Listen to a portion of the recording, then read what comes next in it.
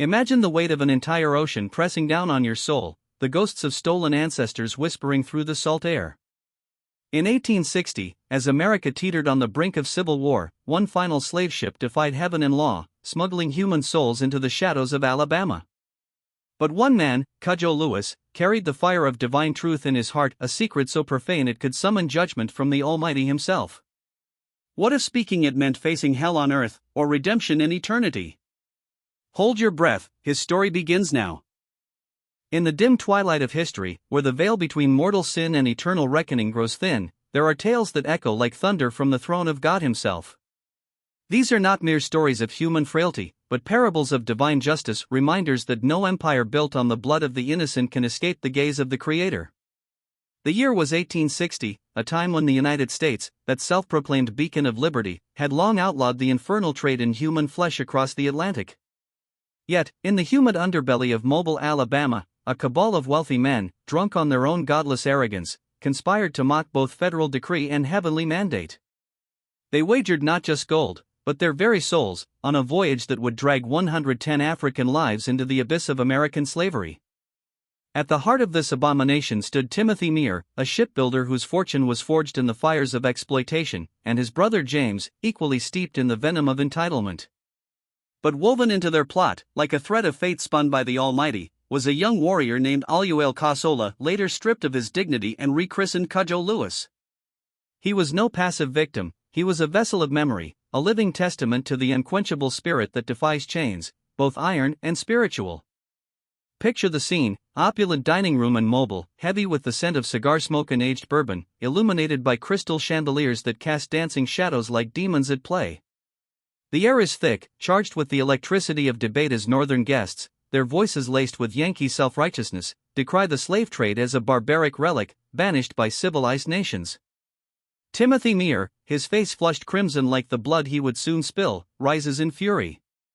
His fist crashes onto the mahogany table, rattling silverware and spilling wine like a profane communion. "I'll prove it," he bellows, his words slicing through the silence like a whip's crack. "I'll sail a ship to Africa, loaded with captives, and bring them right into this bay." "Your federal laws?" Meagher whispers against Southern might. The room freezes, a collective breath held as if awaiting lightning from on high. Laughter bubbles nervously from some corners, dismissed as liquor-fueled bluster. But Meagher's eyes burn with the fire of Luciferian pride, the same hubris that once led Pharaoh to defy Moses, only to drown in the Red Sea's merciless embrace. This was no idle boast, it was a pact with darkness. Within days, the conspiracy coalesced like storm clouds over the Gulf. Timothy and James Meagher, joined by their kin Burns and a cadre of affluent planters, amassed $35,000, a king's ransom in that era, equivalent to millions today.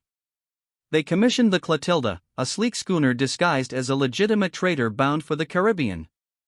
Her hull was secretly refitted, false decks installed to conceal the human cargo, chains forged in hidden foundries, provisions stockpiled for a voyage into perdition. Captain William Foster, a weathered seafarer with a soul as scarred as his sun-beaten face, was hand-picked for his discretion. His crew of 12 hardened men bound by oaths of silence and the promise of riches set sail from Mobile in March 1860, the wind whispering warnings they ignored. The Atlantic crossing to West Africa unfolded over 6 harrowing weeks, the ship slicing through waves that rose like the wrath of an offended god. Foster navigated by stars that seemed to dim in protest, the ocean's vastness a mirror to the moral void they plunged into. Upon reaching the port of Ouida in the kingdom of Dahomey, the air hung heavy with the acrid tang of gunpowder and despair. King Leal, a tyrant whose throne was built on the bones of conquered foes, ruled with an iron fist clad in the veneer of tradition. His warriors, shadows in the night, raided villages relentlessly, capturing souls for export like livestock to market. Foster bartered coldly, his heart encased in avarice, exchanging $9,000 in gold for 110 lives, men, women, children from Yoruba, Fon, and other tribes, each torn from the womb of their ancestral lands. Among them was young Oluale Kossola, just 19, his body lithe and strong from years tending fields in his serene village of Bont. Feel the texture of that world, the rich, red earth underfoot, warm from the African sun, yielding to crops of yam and millet. The air alive with the chatter of birds and the laughter of children, the rhythmic thrum of drums calling communities to gather under ancient baobab trees, their branches like arms raised in eternal prayer. Kossola's father, a pillar of wisdom, imparted lessons of honor, family, and the spirits that guarded their people, ancestral guardians akin to the biblical patriarchs, watching over their flock with unseen eyes. Kossola dreamed of inheriting this legacy, of marrying, fathering sons who would carry his name like a sacred flame. But dawn brought apocalypse. The drums shifted from joy to terror, frantic beats echoing like the trumpets of Judgment Day. Smoke curled skyward from thatched roofs set ablaze, screams piercing the morning haze like souls in torment. Dahomey raiders, their bodies painted in war ochre, eyes wild with bloodlust, descended like locusts from a biblical plague. Kossola raced from the fields, his heart pounding in sync with the chaos, only to witness horror: his father felled by a spear, his mother and sisters dragged into the fray, their cries swallowed by the inferno. In a moment of frozen dread, symbolic of humanity's eternal hesitation before sin, Kossola paused, and a machete's blunt force sent him spiraling into oblivion. He awoke to chains biting into his flesh, the metallic taste of blood on his lips, his neck yoked to a line of captives like beasts to slaughter. The march to the coast spanned 6 agonizing days, the sun blistering skin, thirst clawing at throats, the weak abandoned to vultures circling like harbingers of doom. At the shore, the ocean unfolded an infinite, roaring beast that evoked the biblical floods, a watery grave for the unrighteous. Anchored there, the Clotilda loomed, her sails billowing like the wings of a fallen angel, ready to ferry them into exile. The Middle Passage, 45 days of living hell, a crucible that tested the soul's resilience against divine forbearance. Crammed into the hold, bodies pressed in rows like sardines in a tomb, the air fetid with vomit, sweat, and excrement, a sensory assault that mirrored the spiritual decay of their captors.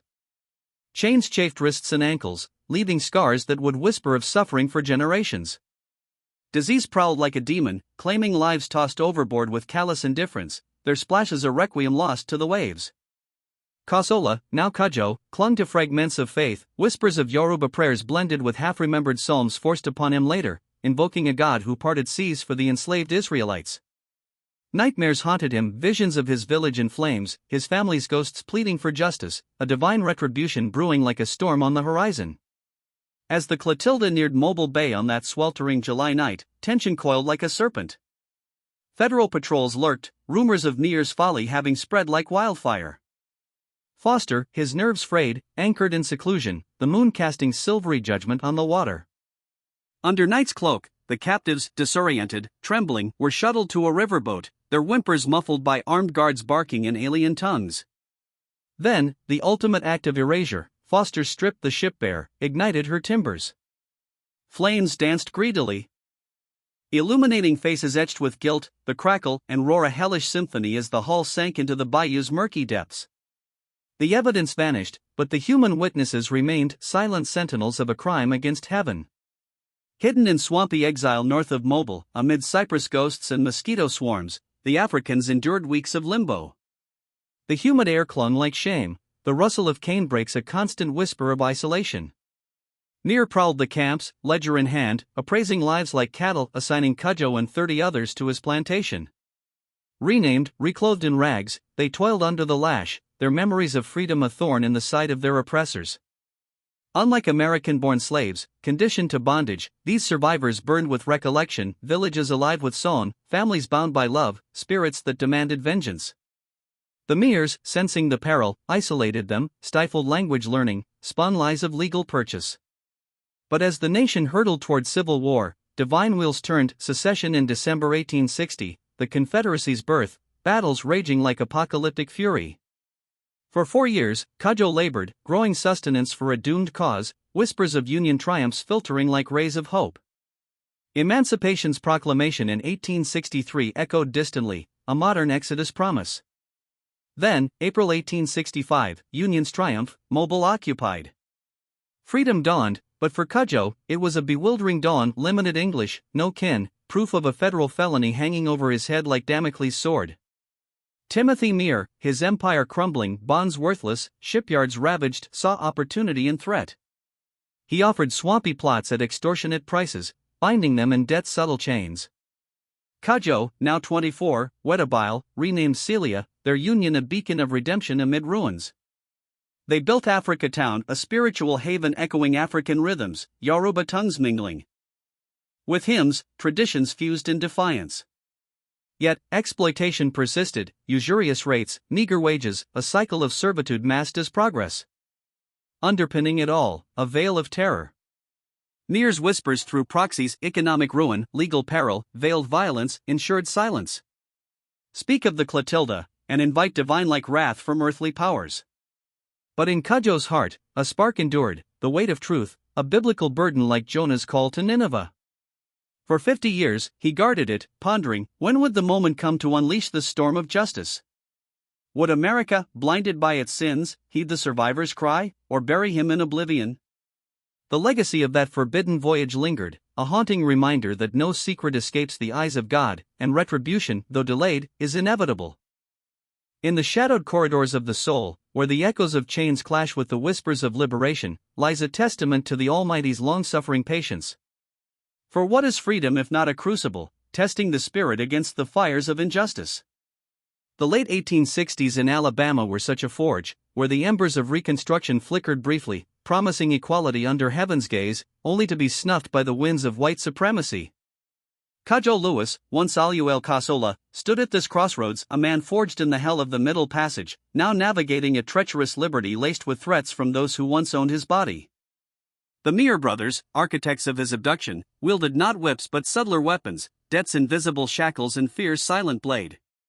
Yet, in Cudjo's heart burned a divine spark, a vow to preserve truth like Moses guarding the tablets, awaiting the moment when revelation could shatter the idols of deception. Envision the humid haze of Reconstruction-era Mobile, the air thick with the scent of blooming magnolias masking the rot of resentment. Federal troops patrolled dusty streets, their bayonets glinting like swords of justice, enforcing laws that granted black men the vote and opened schools to eager minds. Cudjo, now in his mid-20s, approached this era with the wariness of a survivor. He attended clandestine classes under the tutelage of northern missionaries, their chalkboards illuminated by kerosene lamps that cast long shadows, symbolizing the fragile light of knowledge-piercing ignorance veil. His fingers, calloused from plantation toil, traced letters on slate, unlocking English's mysteries, a language that had once barked orders but now offered power.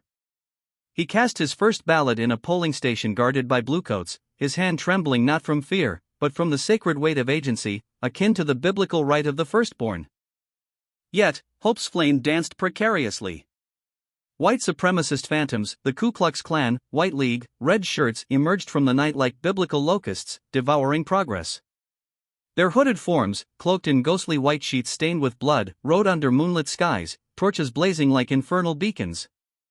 Schools crackled in flames, their wooden frames collapsing in acrid smoke that choked the air, while churches, sanctuaries of spiritual refuge, were reduced to smoldering ruins, crosses inverted in mockery of the divine. Murders stained the soil, black politicians lynched from ancient oaks, their bodies swaying like pendulums of terror, eyes bulging in eternal accusation. These acts were not random. They were orchestrated symphonies of intimidation, designed to reaffirm the old order where black ambition invited divine-seeming retribution from earthly tyrants. In 1874, the darkness touched Cudjo intimately. Samuel Johnson, a black councilman in Mobile, dared challenge the Meir's exploitative empire, overworked laborers, starvation wages, land grabs veiled as benevolence. Johnson's voice rang in town halls, echoing prophetic calls for justice like Amos decrying the oppressors. But one fog-shrouded dawn, his body was discovered on the rutted road to Africatown, throat slit, face battered beyond recognition. Officials muttered of robbers, their reports scrawled in ink as black as their lies. No arrests, no inquiries, only the unspoken decree, defy white power, and meet the reaper.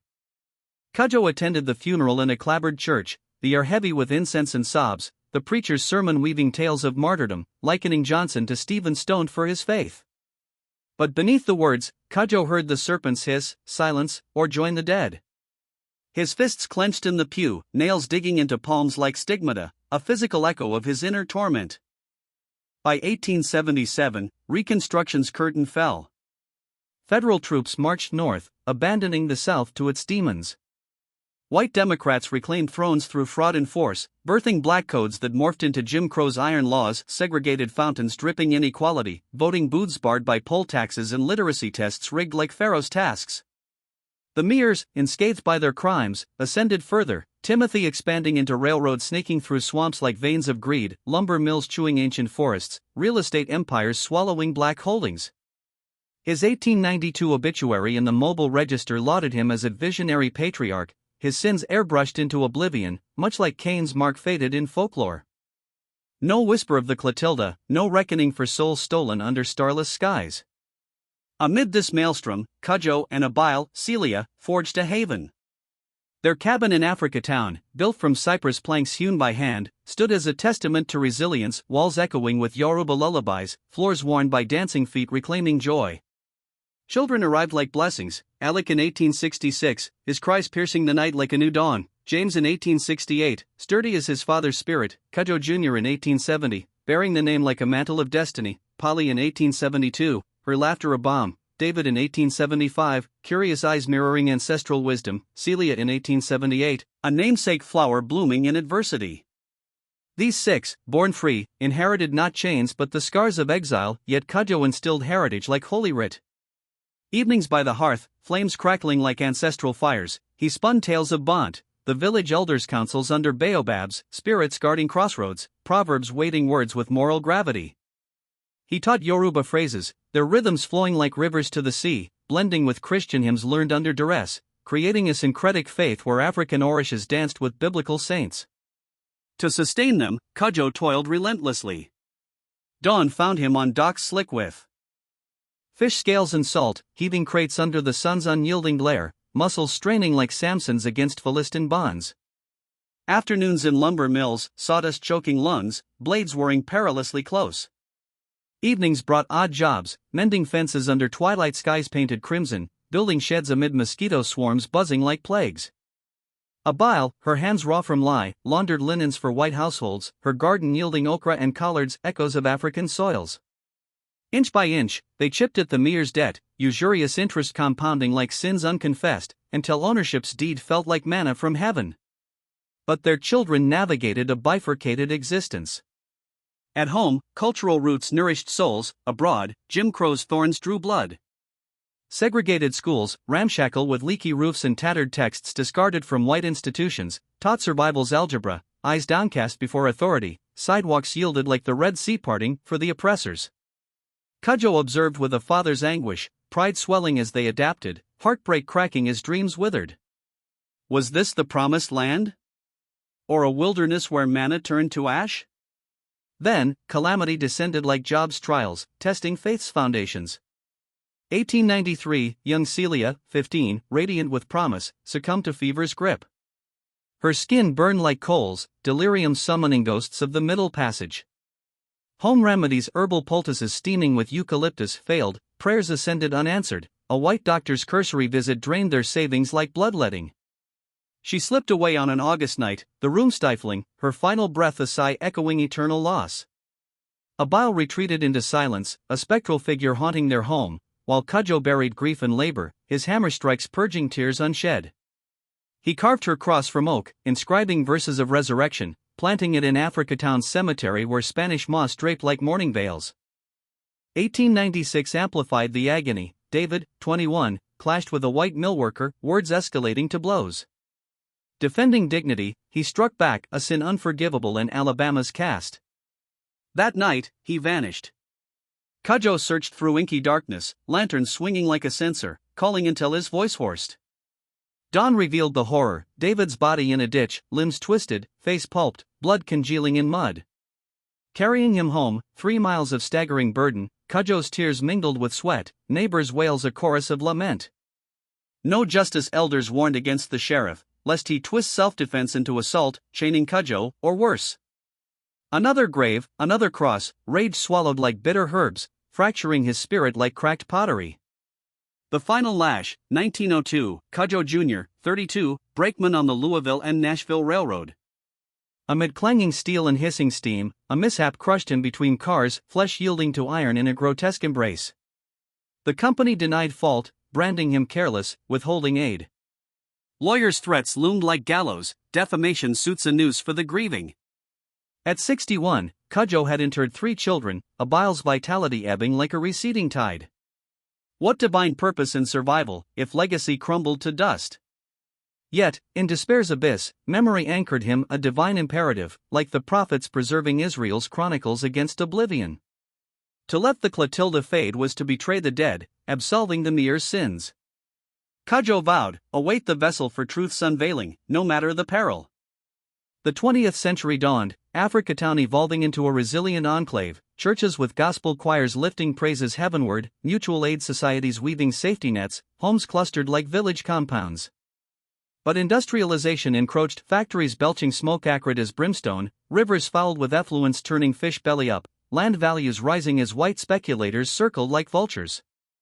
The squeeze, pollute, deprive, displace. Freeing acres for profit's altar.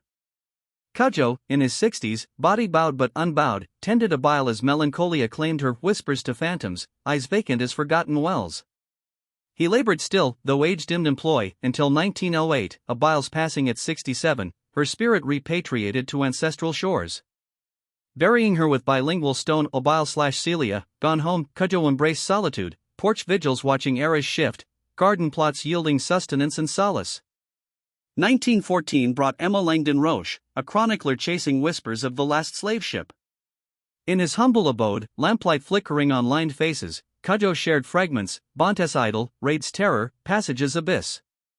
But on the Clotilda's specifics, Meer's names, ship's fate, he demurred, shadows of fear lingering. Roche's 1914 book, Historic Sketches of the South, birthed the tale publicly, stirring Mobile's waters. The Meers countered fiercely, denials in print, labeling fiction, exploiting discrepancies like Judas' kiss. Media echoed, historians scoffed, consigning the work to obscurity. Cudjo, reading borrowed papers, felt frustration's sting, truth diluted, yet curiosity sparked embers. Questions persisted, journalists probing, scholars inquiring, even whites intrigued. World War I scarred distantly, claiming Africatown's sons, 1920s boomed elsewhere, but Jim Crow starved the South's black enclaves. Cudjo, 80s bound, senses waning but recollections vivid as Genesis verses, awaited his chronicler. Spring 1927, Zora Neale Hurston arrived, Barnard-schooled anthropologist under Franz Boas, her presence electric, a bridge between worlds, poised to unearth the divine narrative Cudjo guarded. There comes a moment in every soul's journey when the burden of silence becomes heavier than the fear of speech. For Cudjo Lewis, once Oluale Kossola, prince of memory in a land that demanded forgetting, that moment arrived on a quiet spring morning in 1927, when destiny knocked softly on his humble door. The weight of 67 years of guarded truth pressed upon his chest like the vast Atlantic that had once swallowed his youth. He had survived the unspeakable, raid, chains, the infernal hold of the Clotilda, slavery's lash, freedom's false dawn, and the cruel theft of his children by fate's merciless hand. Yet the greatest trial remained, to entrust his story, the raw, unvarnished testament of divine injustice, to a stranger who might carry it across the veil of time. Enter Zora Neale Hurston, a luminous spirit forged in the fires of Eatonville, Florida, now wandering the South like a modern griot, notebook and camera her sacred tools. Trained under the great Franz Boas at Barnard College, she sought not exotic curiosities but the authentic pulse of African American soul, folklore woven with resilience, hymns rising from suffering. Whispers of Africatown had reached her through scholarly corridors, a hidden enclave where the last echoes of Africa lingered in Alabama soil. Determined to capture these voices before oblivion claimed them, she journeyed to Plateau, Alabama, her heart ablaze with purpose. Picture Cudjo's modest cabin, porchboards groaning under the weight of decades, garden plots blooming defiantly amid industrial haze. At 86, his frame bent like an ancient baobab, yet his eyes burned with the clarity of eternal witness. When Zora approached, he regarded her with the caution of a man burned by false prophets, white journalists who exoticized his pain, seeking savage tales to titillate northern audiences, treating him as relic rather than revelation. But Zora's words pierced the veil. Mr. Lewis, I ain't here for the story white folks want, packaged neat and pretty.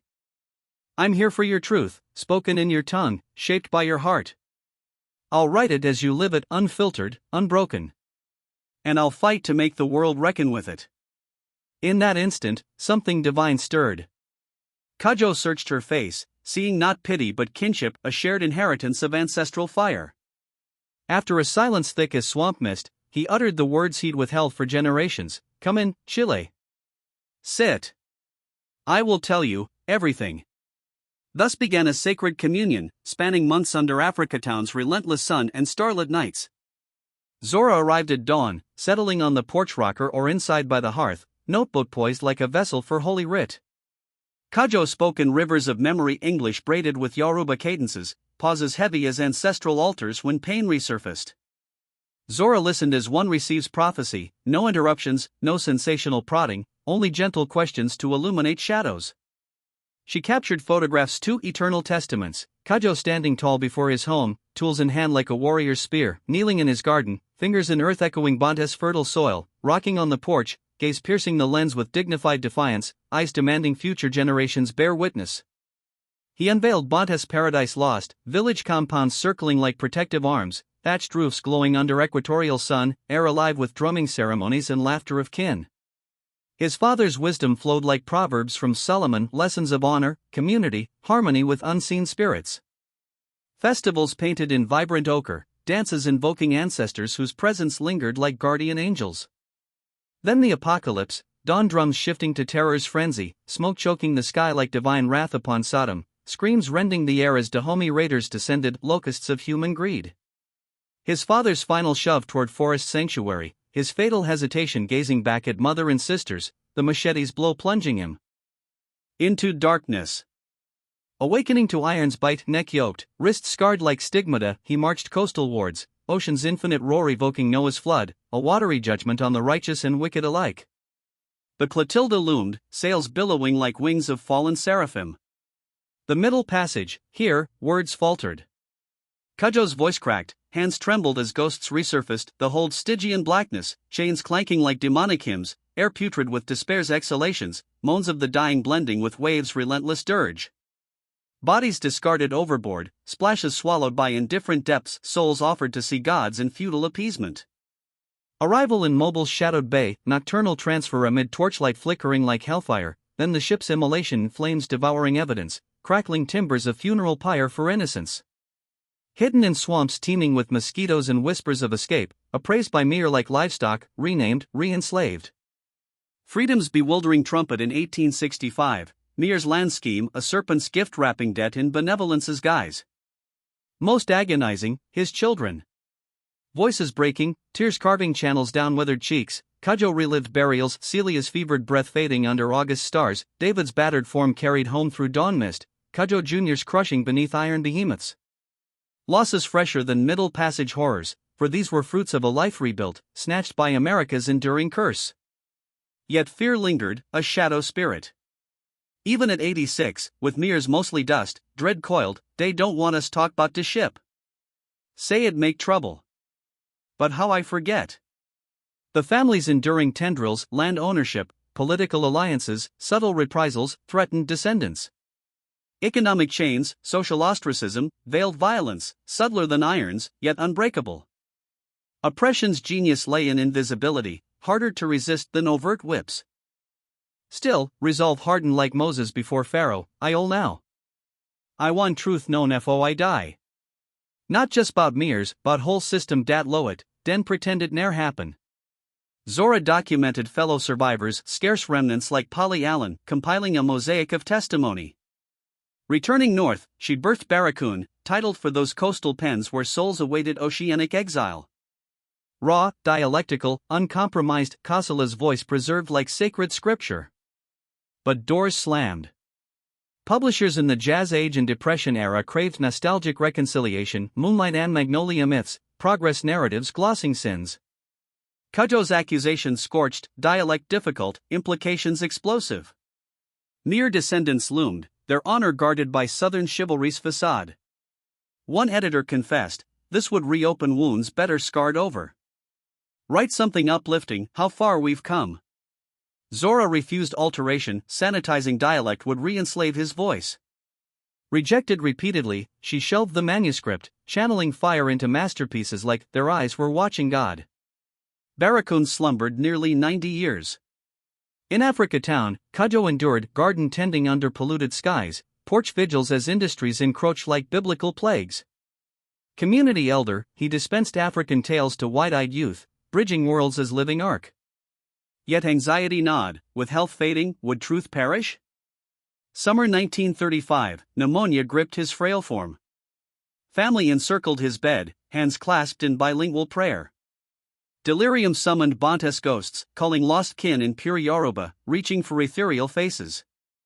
Peacefully, July 17, he crossed over at 94, the final Clotilda survivor, last soul to proclaim, "I remember Africa."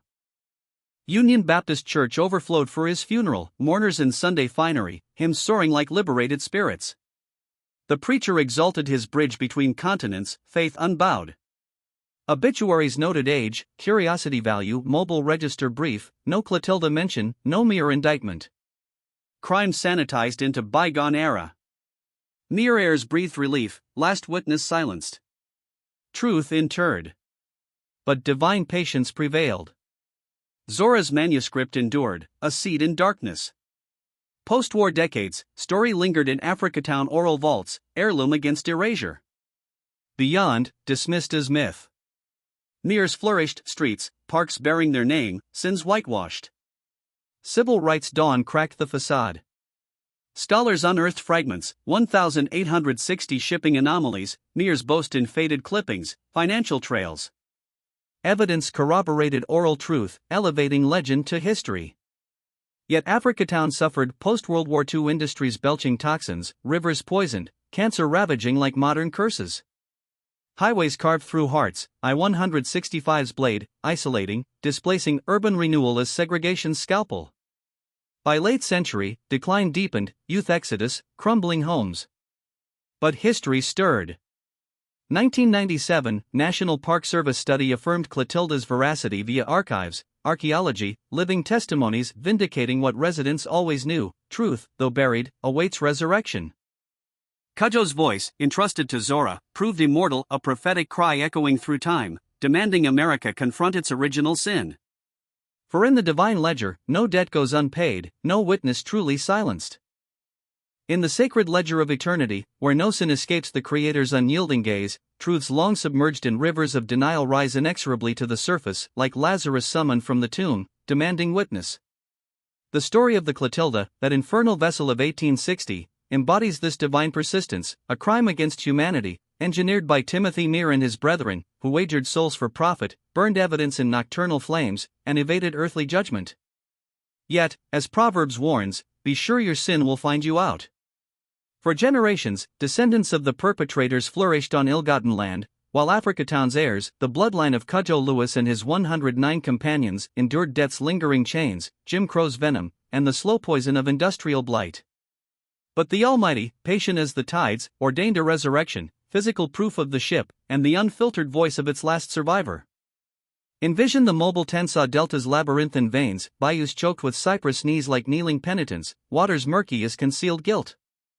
For over a century, the Clotilda slumbered here, her charred hull a submerged accusation. Skeptics dismissed oral testimonies as folklore, allowing doubt to veil the crime. Mear's legacy is streets, parks bearing his name, stood unchallenged, while Africatown withered under pollution's shroud, factories belching toxins, rivers fouled with waste, air thick with respiratory peril, cancer rates soaring like unchecked retribution. Then, in 2018, Providence stirred. Ben Raines, journalist and marine sleuth, delved into faded maps and captain's whispers, sonar probing the depths like a divine probe. Anomalies emerged amid 19th century schooner, pine and oak timbers scarred by fire, matching Clotilda's blueprint. Archaeologists confirmed, artifacts unearthed rope fragments, metal fittings, carbon-dated echoes of 1860. In May 2019, proclamation rang out, the last slave ship, verified. International headlines blazed, documentaries illuminated shadows. Descendants wept vindication mingled with anguish, truth affirmed, yet delayed so long. Simultaneously, another miracle, Zora Neale Hurston's Barracoon, shelved in 1930s obscurity for its raw accusation, published in 2018. Cudjo's vernacular voice unbowdlerized, defiant resonated globally, bestseller lists conquered. Readers confronted his grief, village razed, passages horrors, children's graves, fears enduring grip. No victimhood plea, but prophetic demand, acknowledged the system that profited from abduction, then erased it. This twin resurrection ignited reckoning. Accountability's specter haunted mere heirs, whose wealth compounded from exploitation while Africatown choked on environmental racism, chemical corridors shadowing homes, highways bisecting heritage like modern divisions. Descendants invoked reparations, moral debt for unprosecuted felony, land inflated in sale, pollution from leased acres. Mayors, long silent, issued statements condemning ancestors' evil, initiating dialogues, land discounts for community projects, consultations on amends. Yet, concrete restitution eludes, some advocate renaming honors, others reconciliation over retribution. Africatown stirs anew. The Africatown Heritage House, unveiled 2023, enshrines Clotilda's saga, artifacts in preservation tanks, audio guides channeling Cudjo's words. His restored home welcomes pilgrims, porch evoking Hurston's 1927 photographs, weathered gaze piercing time, demanding visibility. A welcome center rises in 2025, orienting visitors to revitalized homes, tours tracing resilience. Events like Culture Fest pulse with African rhythms, quilting projects, storytelling, hybrid faith enduring. Yet shadows linger. Port expansion by 2025 surges traffic, pollution, asphalt plants spew fumes despite protests. Health crises persist, asthma, cancers, as cleanup grants trickle against decades toxins. Community guardians like Majak demand monitors, justice beyond tourism. Gentrification threatens, renewed interest inflating values, displacing bearers of legacy. Cudjo's testament endures, memory as weapon against erasure. He waited lifetimes for listeners, now, his voice, preserved in Barracoon, etched in Rex timbers, compels confrontation. Not distant history, but living indictment, stolen lives compound interest in inequality, pollution as modern bondage. Stand before his home today, porch boards creaking under ancestral weight, garden defiant amid industry. Zora's lens captures eternity, eyes clear, posture unbowed, gazing through generations. See me. Hear me. Act. The arc of justice bends slowly, but inexorably, fueled by testimony refusing silence. Cudjo triumphed, truth outlived conspirators. As descendants forge futures, heritage centers, cleanups, dialogues, hope gleams like dawn over delta waters. Divine retribution manifests not in vengeance, but revelation, crimes unearthed, wounds exposed, healing demanded. For in God's economy, buried sins surface, silenced voices roar. Cudjo Lewis, vessel of memory, whispers across centuries, the truth survives. And survival demands justice.